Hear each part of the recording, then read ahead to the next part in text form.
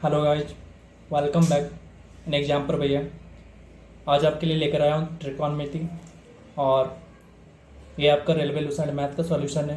इससे पहले मैंने कई सारे चैप्टर को सॉल्व कर रखा है, जैसे आपका हो गया सिंपल इंटरेस्ट है, परसेंटेज है और एलसीएम एचसीएफ का थ्योरी दे रखा हूँ।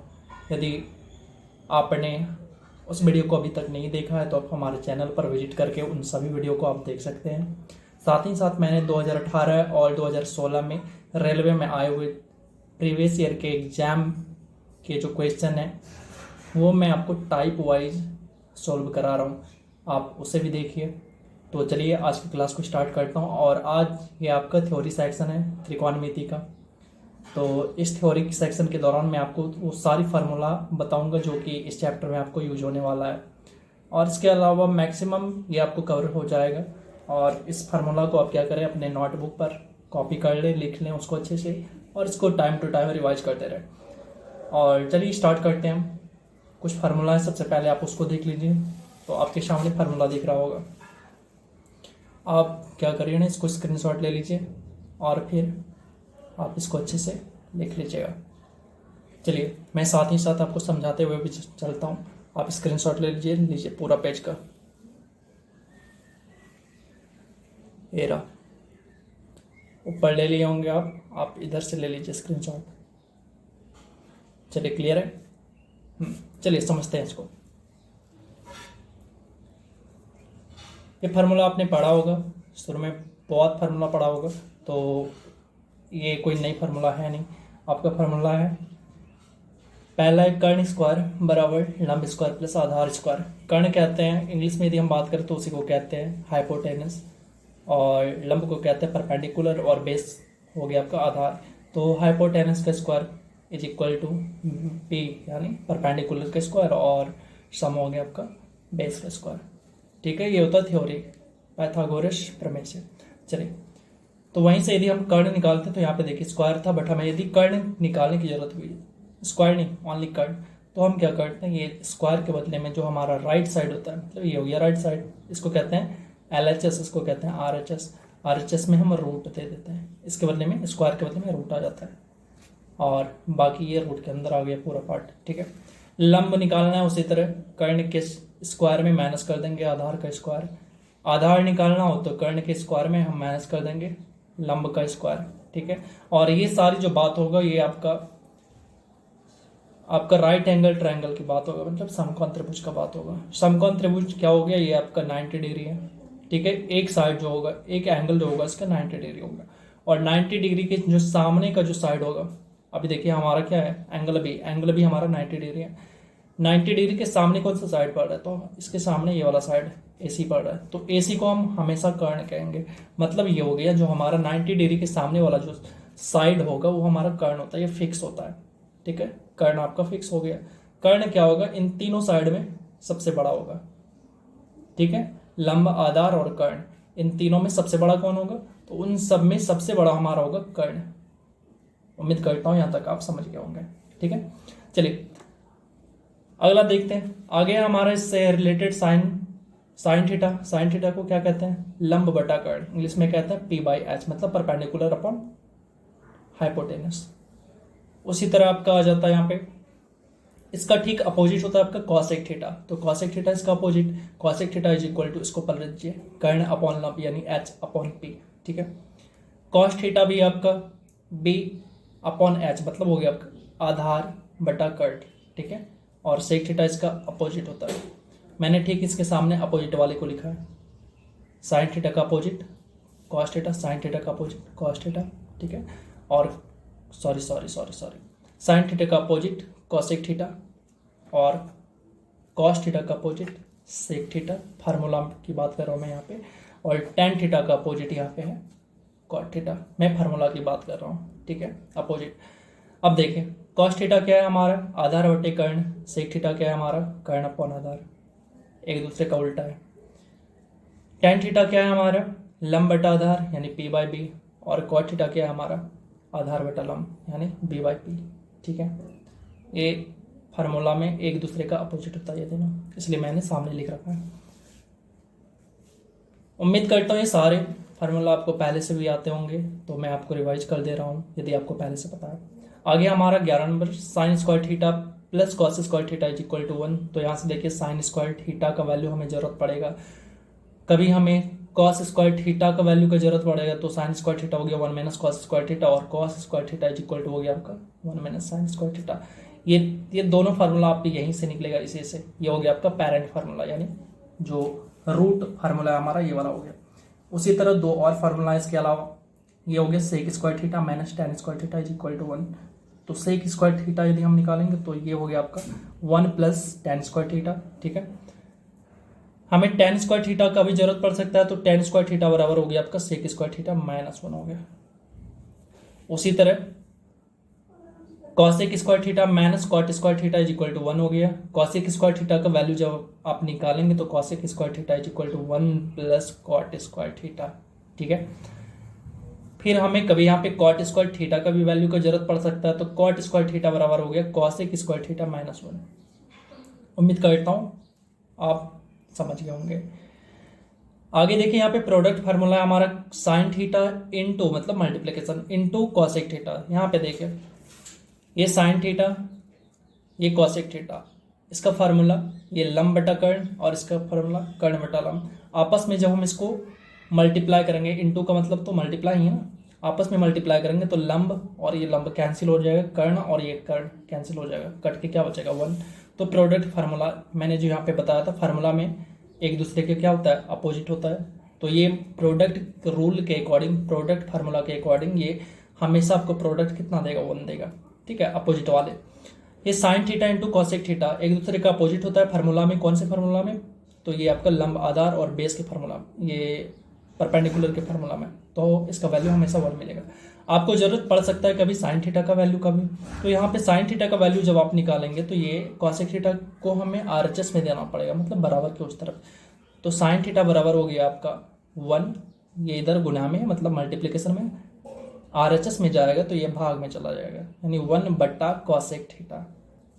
साइन थीटा को क्या लिखेंगे, साइन थीटा बराबर 1 बटा कॉसेक थीटा। तो उसी तरह कॉसेक थीटा को लिखेंगे कॉसेक थीटा बराबर, फिर साइन थीटा को उस पार भेज देना पड़ेगा, तो उधर क्या हो जाएगा, इधर मल्टीप्लिकेशन में, इधर जाके डिवाइड में, तो कॉसेक थीटा बराबर 1 बटा साइन थीटा, ठीक है। उसी तरह सारे को हम ऐसा ही करेंगे, ठीक है, इन सभी के साथ भी वैसा ही होगा। कॉसेक थीटा, ये cos theta into sec theta बराबर 1 हो गया। कॉस थीटा का वैल्यू निकालना पड़ेगा हमें, तो सेक थीटा को आरएचएस में देना पड़ेगा, इधर गुना में तो इधर आके भाग में, यानी कॉस थीटा बराबर 1 बट्टा सेक थीटा। उसी तरह सेक थीटा बराबर क्या हो जाएगा, सेक थीटा बराबर हो जाएगा 1 बट्टा कॉस थीटा, ठीक है। अब आगे आते हैं tan theta into cot theta बराबर 1, ठीक है। टेन थीटा का यदि वैल्यू निकालना पड़े तो 1 बटा कॉट थीटा, और कॉट थीटा का वैल्यू निकालना पड़े तो 1 बटा टेन थीटा। चलिए आगे चलते हैं। टेन थीटा को और हम क्या लिख सकते हैं, तो टेन थीटा को और हम साइन कॉस के फॉर्म में लिख सकते हैं, इसको साइन थीटा बटा कॉस थीटा, ठीक है। क्या लिख सकते हैं, साइन थीटा बटा कॉस थीटा, ये रहा, इसको लिख सकते हैं साइन थीटा बटा कॉस थीटा, ठीक है। उसी तरह कॉट थीटा को भी लिख सकते हैं, तो कॉट थीटा को इसका उल्टा कॉस थीटा बटा साइन थीटा, ठीक है। ये सारे चीज का हमें जरूरत पड़ेगा। अब देखिए ये हो गया हमारा 90 डिग्री पे जो चेंज होता है, ये सारे फार्मूला मैं उसकी बात कर रहा हूँ। साइन 90 डिग्री माइनस थीटा, यानी sine 90 minus theta cos theta, cos 90 minus theta sine theta, tan 90 minus theta इसको लिखेंगे cot theta, cot 90 minus theta इसको लिखेंगे tan theta, sec 90 minus theta इसको लिखेंगे कॉसेक थीटा, ठीक है। कॉसेक 90 माइनस थीटा तो इसको लिखेंगे सेक थीटा। उसके अलावा एक दो फार्मूला और हैं इस चैप्टर में यूज होने वाले, जैसे हो गया आपका a प्लस बी का होल स्क्वायर, बचपन से पढ़ते आ रहे हैं क्लास 6 से ही, तो ये हो गया आपका a square plus 2ab plus b square. फिर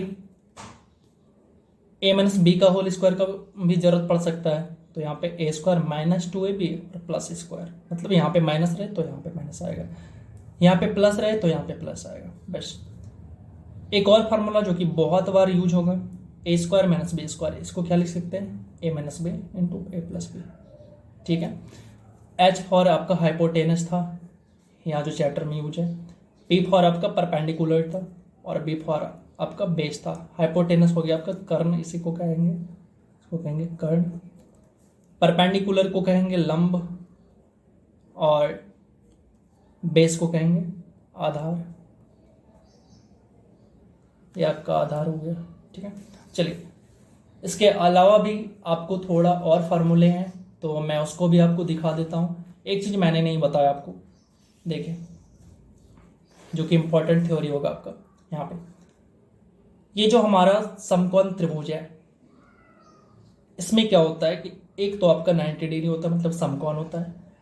समकोण के सामने जो भी साइड होगा, यहाँ पे AC है तो वो हमारा कर्ण होगा, ये फिक्स होगा, यहाँ तक मैंने बताया। अब देखिए, लंब और फिर ये आधार, लंब और आधार वो बदलते रहेगा। वो हमारा डिपेंड करता है कि हम जो एंगल यूज कर रहे हैं, कौन सा एंगल यूज कर रहे हैं, तो वो एंगल पे डिपेंड करता है। अभी मैंने थीटा यूज कर रखा है, इस एंगल C को यूज कर रखा है। तो एंगल C के अकॉर्डिंग क्या हो रहा है, कर्ण तो हमारा फिक्स है, पहले बता दिया मैंने, कर्ण वो फिक्स हो जाएगा, यानी 90 डिग्री के सामने वाली जो भी साइड है वो हमारा कर्ण है, ठीक है। उसके बाद जो हमारा, मान लीजिए हमें थीटा मिला, मतलब ये एंगल C को मैं यूज कर रहा हूँ, तो एंगल C के अकॉर्डिंग एंगल C के सामने कौन सा साइड, तो आप कहेंगे ये AB है, तो मैं कहूँगा एंगल C के सामने जो भी साइड है वो लंब होगा और बाकी जो बच गया वो आधार होगा। या फिर आप कहेंगे कि चल नहीं, मैं एंगल A को यूज कर रहा हूँ, तो फिर क्या होगा, तो फिर वहाँ पे क्या होगा, एंगल A को यदि आप यूज कर रहे हैं तो एंगल A के अकॉर्डिंग आपका इसके सामने क्या है, तो ये साइड कौन सा है, BC है, तो BC आपका लंब हो जाएगा। बचा कौन, तो ये वाला AB, तो AB आपका आधार हो जाएगा, ठीक है। लेकिन आपका जो ये कर्ण है ये आपका हमेशा फिक्स रहेगा। ये हम कैसे पहचानेंगे कर्ण कौन सा, तो ये आपका 90 डिग्री के सामने जो भी साइड है, तो 90 डिग्री यहाँ पे बन रहा है, इसके सामने जो भी साइड है यानी AC है अभी, तो ये वाला हमारा कर्ण होता है, ठीक है। चलिए, ये था हमारा इंपॉर्टेंट थ्योरी। इसके अलावा भी कुछ और फार्मूला है, चलिए उसको हम देख लेते हैं। हमने यहाँ पर 33 तक देख रखा है, 33 तक। इसके अलावा आगे चलते हैं।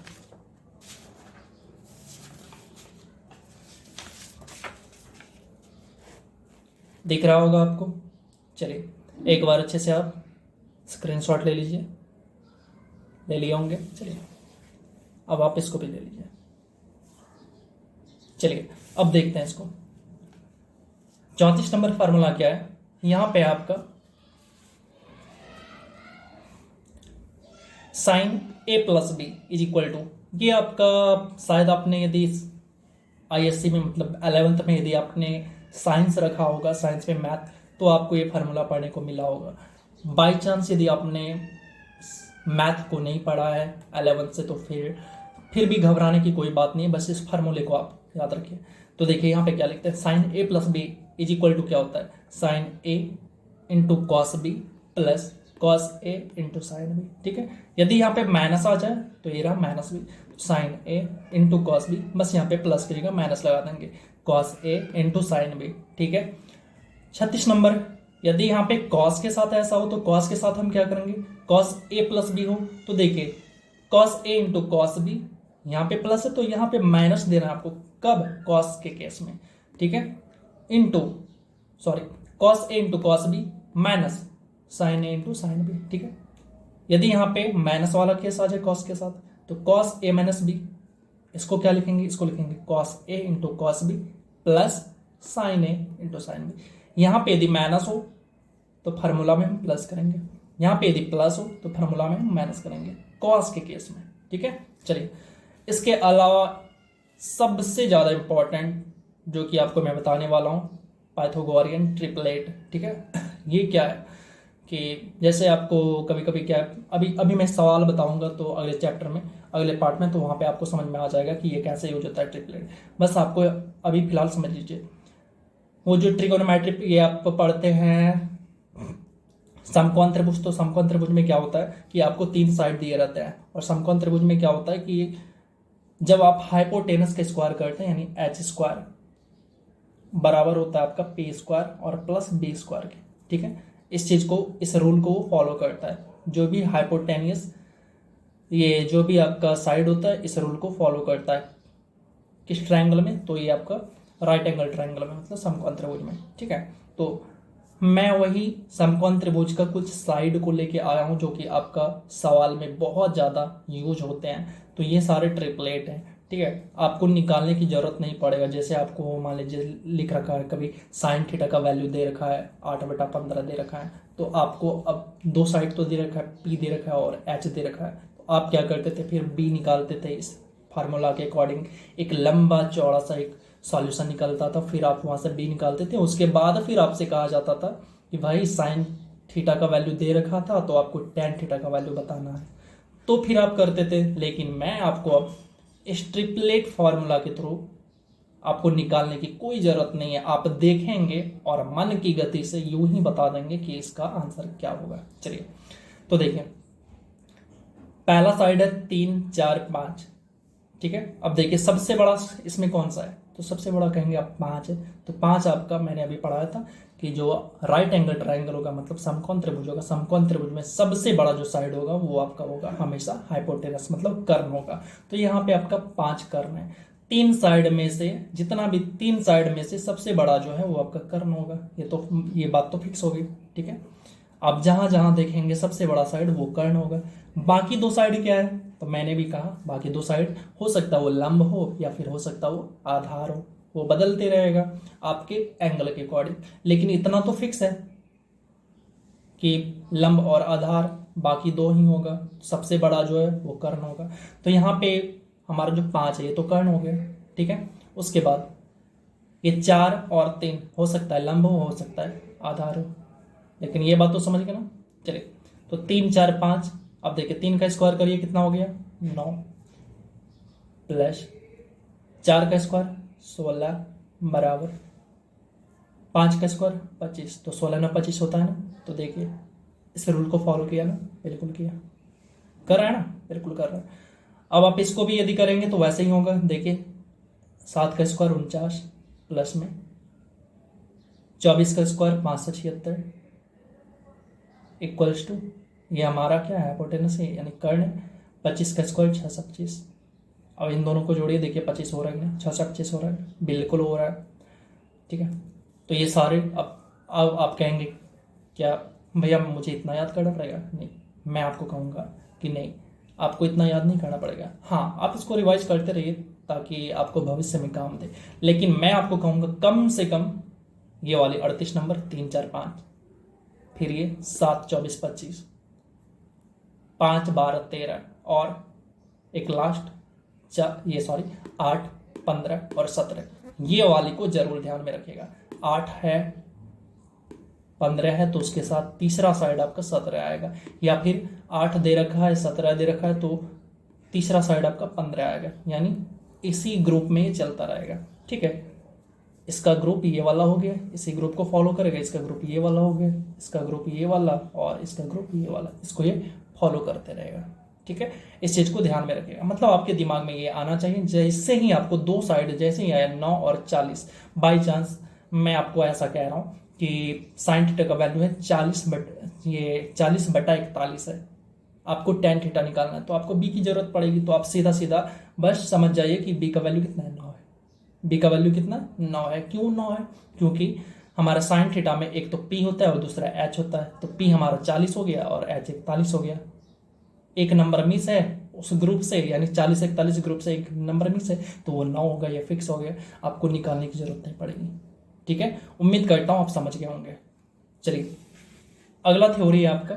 हाँ, तो इसमें बस 4, एक ये, एक ये, एक ये और एक ये, कोई याद रहे या ना रहे, ये 4 जरूर याद रखिएगा इस ग्रुप को। ठीक है, अभी मैं बनाऊंगा सवाल, आपको सॉल्व करवाऊंगा अगले चैप्टर में, तो आपको समझ में आएगा कि इसका कितना बड़ा रोल है, आपका सॉल्यूशन बिल्कुल आसान हो जाएगा। चलिए अगला आपका साइन थीटा, ये sine theta, cos theta, tan theta, cot theta, sec theta, cosec theta, इसका यहाँ पे डिग्री चेंज हो रहा है, 0 degree, 30 degree, 45 degree, 60 degree, 90 degree, यहाँ पे इसका वैल्यू दे रखा है। ठीक है, इस वैल्यू के अकॉर्डिंग जो है ये डिग्री के अकॉर्डिंग वैल्यू है, तो इसको आपको याद करना पड़ेगा इस टेबल को, इसमें मैं कुछ नहीं कर सकता। हाँ, याद करने का तरीका बता सकता हूँ। ठीक है, आप साइन थीटा को याद कर लीजिए, एनी हाउ आप इसको याद कर लीजिए। साइन थीटा 0 पे 0 देगा, 30 पे 1/2, 45 पे 1/√2 और साइन 60 डिग्री पे √3/2 और 90 डिग्री पे 1 देगा वैल्यू। कॉस थीटा इसका ठीक उल्टा होता है, कॉस थीटा का वैल्यू ठीक इसका उल्टा होता है। 90 डिग्री यहाँ पलट दीजिए तो ये 0 के बराबर होगा, यानी कॉस थीटा। और उसके बाद ये जो कॉस 30 है ये साइन 60 के बराबर होगा। कॉस 45 साइन 45 के बराबर होगा। कॉस 60 साइन 30 के बराबर होगा। उसके बाद कॉस 90 साइन 0 डिग्री के बराबर होगा। ठीक है, ये दोनों यदि आप याद कर लेते हैं तो बाकी सारे का रिलेशन है। टेन थीटा बराबर क्या होता है? टेन थीटा बराबर होता है साइन थीटा बटा कॉस थीटा। आपने पढ़ा होगा, मैंने अभी बताया था थोड़ी देर पहले। साइन थीटा बटा कॉस थीटा होता है ना, बटा कॉस थीटा। ठीक है, अब देखिए यहाँ से मान लीजिए आपको निकालना है यहाँ पे tan 30 डिग्री का वैल्यू निकालना है, आपको नहीं याद रह रहा है तो साइन 30 का वैल्यू कितना होता है? आप कहेंगे हाफ, ये बटा कॉस 30 का वैल्यू कितना होता है? तो आप कहेंगे √3/2। ठीक है, ये रहा। मैं कितने की निकाल रहा हूँ? हाँ 30 की निकाल रहा हूँ। कॉस 30 का कितना होता है? √3/2। ये रहा √3/2। अब इसको डिवाइड कर लीजिए, 2 से 2 कैंसिल, तो कितना बचा? 1/√2, सॉरी 1/√3 आ गया। कोई दिक्कत नहीं होना चाहिए। आप ऐसे भी याद रख सकते हैं, उसी तरह देखिए tan इसी तरह निकल सकता है, कॉट भी आपका इसी तरह निकल सकता है। आप कहेंगे सेक का कैसे निकलेगा? ठीक है, तो मैं सेक का भी बताता हूँ। सेक किसका अपोजिट होता है? मल्टीप्लिकेशन रूल के अकॉर्डिंग। तो आप कहेंगे ये आपका कॉस का उल्टा होता है ना। ठीक है, कॉस जीरो बराबर 1 होता है। तो सेक थीटा को क्या लिख सकते हैं? सेक थीटा को लिख सकते हैं हम 1/cos थीटा। ठीक है, आपको सेक 0 का, मान लीजिए सेक 45 का वैल्यू निकालना है। कितना का निकालना है? सेक 45 डिग्री का वैल्यू निकालना है। तो सेक 45 डिग्री बराबर क्या हो गया? हमें पता नहीं। तो देखिए यहाँ पे सेक 45 को क्या लिख सकते हैं? 1/cos 45। तो 1/cos 45 का वैल्यू तो आपको पता होगा 1/√2। क्या चीज़? 1/√2। अब ये √2 जाके ऊपर में मल्टीप्लाई हो गया, तो आपका आंसर कितना हो गया? सेक 45 बराबर √2। आप इस फार्मूला के अकॉर्डिंग, यानी प्रोडक्ट रूल के अकॉर्डिंग जो फार्मूला आता है उससे निकाल सकते हैं। उसी तरह आप कॉसेक थीटा को निकाल सकते हैं। उम्मीद करता हूँ समझ गए होंगे आप, और यदि आप समझ गए हैं तो एक वर्ड हमें कमेंट करके बता दीजिएगा कि क्या ये आपको समझ में आया या नहीं आया। यदि आपको लगता है कि नहीं मैं नहीं समझ पाया हूँ तो आप कमेंट करके हमें बता दीजिएगा कि आप कहाँ नहीं समझ पाए। और आपको यदि ये सेशन अच्छा लगा हो तो क्लास को शेयर ज़रूर करिएगा अपने दोस्तों के साथ, और हमें सपोर्ट ज़रूर करिएगा। आप जितना ज़्यादा हमें सपोर्ट करेंगे मैं आपके लिए उतना ही ज़्यादा और अच्छा से मैं समझा पाऊँगा और अच्छी अच्छी वीडियो ले आ पाऊँगा। तो आज इस क्लास को इतना ही रहने देते हैं। अगले क्लास में आपका इसका पार्ट 1 मिलेगा और 1 बाय 1 आपको पूरा ये चैप्टर कंप्लीट मिलेगा। तो चलिए मिलते हैं फिर नेक्स्ट वीडियो में। तब तक के लिए जय हिंद, जय भारत।